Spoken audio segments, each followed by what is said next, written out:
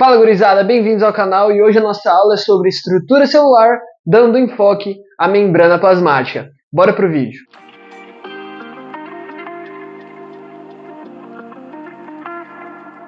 Então gurizada, para começar o nosso vídeo, eu vou dividir esse vídeo em dois tópicos, tá? Então como a gente está falando da membrana plasmática, partindo de uma representação de uma célula, a mesma célula que eu utilizei para falar das organelas, eu vou dividir em respeito à composição da membrana plasmática, que eu demonstrei ela aqui, um pouco mais ampliada, e aqui quanto às funções da membrana, beleza?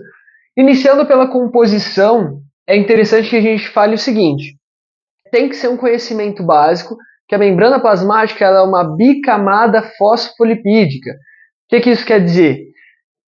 O principal componente da membrana plasmática são os fosfolipídios, que eu representei aqui, beleza? Então vou até escrever o nome deles aqui. Fosfolipídio. Beleza? É esse carinha aqui, tá? Pode ver que ele é o componente mais abundante da membrana plasmática.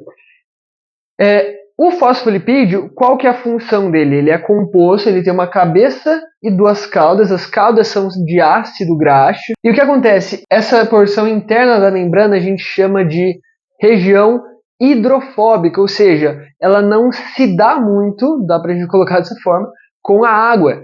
Lembrando que, por exemplo, vamos colocar aqui, a célula ela está imersa no meio líquido, beleza? E como ela separa o líquido extracelular, que eu vou chamar de leque, do líquido intracelular, vou chamar de leak, a gente naturalmente tem uma porção desse fosfolipídio que é hidrofílico, então se dá com a água, que é a cabeça, beleza? Uma região polar, e a cauda, que é hidrofóbica, ela fica direcionada para dentro da membrana plasmática e não se articula com a água. Eu vou colocar da seguinte forma aqui, para a gente poupar espaço. Cabeça do fosfolipídio. E vou colocar aqui caudas. Tá? As caudas, então, são ácidos, vou colocar como AC, graxos. Beleza?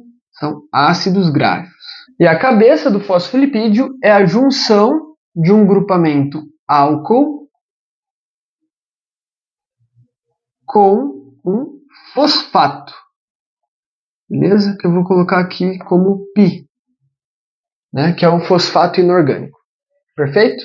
Então tá, esse daqui é o fosfolipídio, nossa bicamada fosfolipídica. A gente também pode dividir essa bicamada em folheto interno, relacionado com o líquido intracelular, e folheto externo, relacionado com o líquido extracelular, beleza? Outros componentes aqui da nossa membrana, ainda a respeito dos componentes lipídicos, tá? Que são esses três aqui. A gente tem um fosfolipídio com essa partezinha azul em cima dele. Este componente aqui a gente vai chamar de glicolipídio. Qual que é a diferença do fosfolipídio para um glicolipídio? O glicolipídio ele possui uma cadeia de carboidrato, beleza? Então vou colocar aqui cadeia de carboidrato.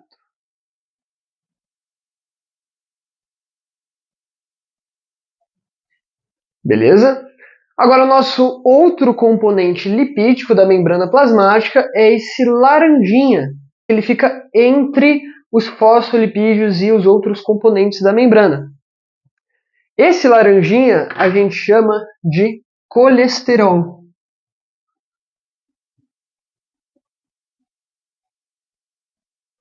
Certo? O colesterol ele tem duas importantes funções que eu vou colocar aqui. Uma delas, ele regula a temperatura da membrana, temperatura celular. Tá? Então é uma das funções que ele está relacionado. Temperatura. Mas a principal função do colesterol é que ele regula a fluidez da membrana. E a quantidade de colesterol ela é diretamente proporcional ao grau de fluidez da membrana. Ou seja, se tem muito colesterol, a membrana é mais fluida. Se tem menos colesterol, ela é mais rígida, tá? Então, vou colocar aqui, ó, fluidez da membrana. Perfeito? Então tá. Colesterol regula a temperatura e a fluidez da membrana, certo? Esses três são os nossos componentes lipídicos da membrana plasmática. Agora a gente vai passar para os componentes proteicos, que também são três. O primeiro deles é esse roxinho que eu fiz aqui, que é a proteína integral da membrana. O que eu quero dizer com integral? A gente também chama essas proteínas de transmembrana. Elas atravessam os dois folhetos e, por consequência, conectam o líquido intracelular ao líquido extracelular e vice-versa. Tá? Então, aqui a gente tem os componentes proteicos. Vou colocar aqui como proteína transmembrana.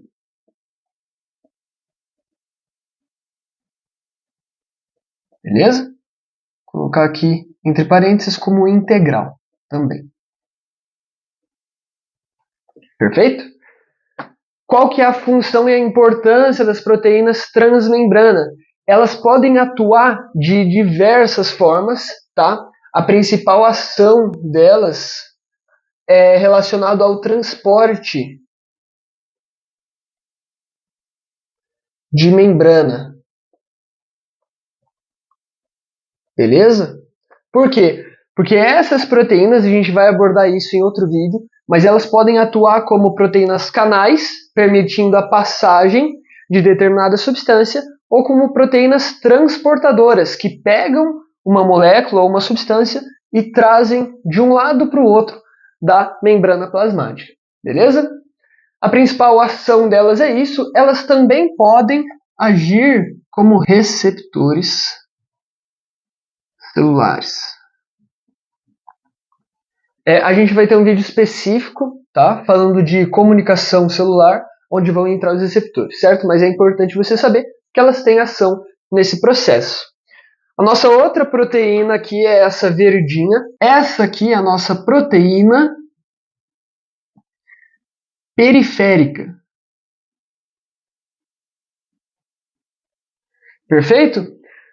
Qual que é a principal diferença entre uma proteína periférica e uma proteína integral da membrana? A proteína periférica ela fica em apenas um folheto da membrana, certo? Ela nunca vai atravessar a membrana. Ela pode estar tanto no folheto externo quanto no folheto interno, mas nunca vai estar nos dois, beleza? E ela também pode agir. Vou fazer uma setinha aqui, tá? Representando que ela também pode agir como um receptor celular no aspecto de comunicação, tá? Do meio extra ao meio intracelular. E aqui, qual que é a diferença? Eu poderia também ter feito essa porção preta aqui numa proteína integral, tá? É meramente representativo. Mas, da mesma forma que a gente tinha uma cadeia de carboidrato num lipídio, a gente chamava de glicolipídio. Essa daqui é uma cadeia de carboidrato e uma proteína. Então a gente vai chamar de glicoproteína. Vou fazer aqui nossa cadeia de carboidrato.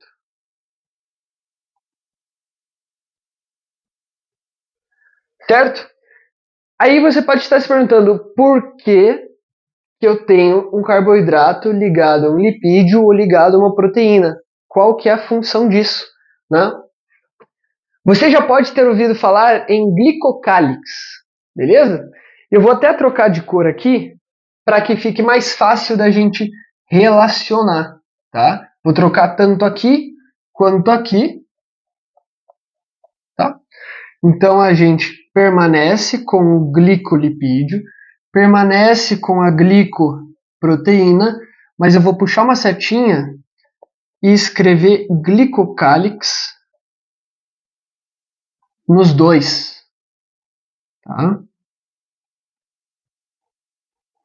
qual que é a função do glicocálix. Eu vou puxar para cá, mas eu estou falando dos dois, tanto da glicoproteína quanto do glicolipídio. Tá? O glicocálix é o que permite a adesão e o reconhecimento celular. Certo?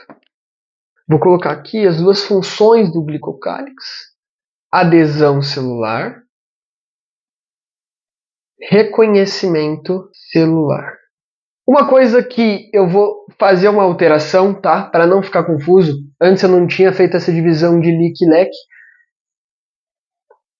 O glicocálix ele só está presente na porção externa da membrana, tá? Já vou explicar por quê. Beleza? Então eu vou tirar essas porções de carboidratos da porção interna da célula, tá? Vou manter as que estão na parte interna e vou colocar esse daqui aqui, perfeito? Aqui, ó. Tá. Por quê? Quando a gente está falando do processo de tanto adesão quanto reconhecimento celular, o glicocálix é quem faz essa ação e, portanto, é a parte externa da célula que executa esse processo, certo? É a porção externa da célula que se adere a determinado tecido ou até outra célula, e é na porção externa da célula em que outras células podem chegar aqui, perceber esse grupamento de carboidratos e detectar que é uma célula nossa ou uma célula invasora, beleza? Ou um micro-organismo, por exemplo. Vou colocar aqui como um parênteses, tá? Apenas na porção externa. Importante deixar isso bem claro. E a gente fecha a composição da nossa membrana plasmática com fosfolipídios, glicolipídios, colesterol, proteínas integrais, periféricas e glicoproteínas, certo? Agora a gente vai para as funções da membrana. A gente tem duas importantes funções. A primeira delas é o isolamento do citoplasma. E o isolamento ele pode ser de três formas. Pode ser um isolamento físico, pode ser um isolamento químico e um isolamento elétrico. O isolamento químico e elétrico ele vai ficar mais fácil de entender em outro vídeo, quando a gente vai falar sobre transporte de membrana e potencial de membrana, mas o isolamento físico é justamente não permitir que grandes moléculas atravessem a membrana, porque elas vão bater aqui e não vão atravessar, já que a gente tem esses lipídios e agregados de proteínas bem conectados entre si. A outra função, que vocês já devem certamente ter ouvido, a gente chama de permeabilidade seletiva. E qual que é a grande implicação dessa função? Ela está diretamente relacionada ao transporte de membrana. E se você lembrar, que eu acabei de comentar, o que está relacionado ao transporte de membrana, quando a gente diz quanto à composição da célula, são as proteínas integrais. Então essas proteínas elas estão envolvidas na permeabilidade seletiva. E o que isso quer dizer? Se a gente tem a nossa membrana aqui, tá? Vamos fazer uma representação bem simples dela. E a gente tem uma proteína atravessando ela. Tá? Vamos fazer assim como se fosse um túnel, certo? Lembra quando eu comentei daquela proteína canal? Vamos dizer que esta, então, é uma proteína canal permeável a sódio, por exemplo. Então, a gente vai colocar o sódio aqui. Tá? Para um esquema representativo, vou dizer que aqui é o LEC, líquido extracelular, e aqui é o LIC. A gente vai ter outro vídeo no canal onde vocês vão ouvir eu falando que o sódio está muito mais presente no LEC do que no LIC. E se a gente tem um canal de sódio na membrana, ele permite com que esse íon venha daqui para cá. Certo? Agora, onde entra a permeabilidade seletiva aqui? Esse daqui é um canal de sódio. O que entra nele? Sódio. Entra potássio? Entra cálcio? Entra cloro? Não, não entra nada, certo? Entra glicose? Não, não passa. Então, essa é a permeabilidade seletiva. Eu posso ter diversos outros componentes, vou fazer um potássio aqui, representado pela letra K, certo? Vou fazer até mesmo uma glicose, colocar aqui como gli, beleza? Ele vai bater aqui e não vai entrar. Vou fazer em vermelho aqui, né? Já que eu estou fazendo um xizinho, ele vai bater aqui e não vai entrar. O potássio vai bater aqui e não vai entrar. Essa é a permeabilidade seletiva. É garantir que a gente não tenha uma desregulação entre o líquido extracelular e o líquido intracelular. Porque o nosso corpo ele tem diversas substâncias e moléculas no líquido intracelular e no líquido extracelular. Se a gente não tivesse essa função da membrana, ou seja, entrasse qualquer coisa dentro das nossas células, ia ser uma bagunça.